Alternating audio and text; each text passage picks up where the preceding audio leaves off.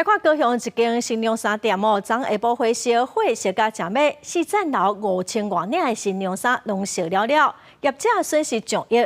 调查发现，这栋厝的建筑应该只有2层楼，其他拢是违建。市政府是表示这栋厝3楼以上的违建，在民国97年以前就有，所以不是优先拆除的范围。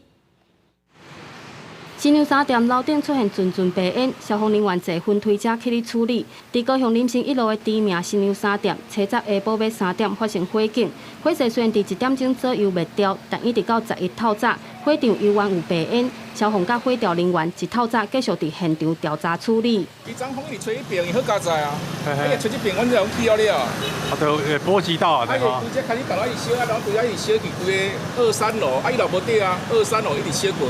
1楼某搭烧甲乌乌，大量的新娘衫互火势无法度收煞，5000领的新娘衫烧了了，互业者损失大约2亿。业者赶紧找同业资源，提供新娘衫互9月的新人。尽可能的，大家去同业都很帮忙啊，个人的部分就是大家都很尽心尽力在处理这个流程。新娘衫店2楼到4楼烧甲剩骨架，但有网友质疑，这栋建筑使用一条是2层楼的砖仔建筑，为什么会有4层楼？头家表示，店面租17栋，租的时阵就是4层楼。它另有核发2层的使用执照，包含1层的屋突。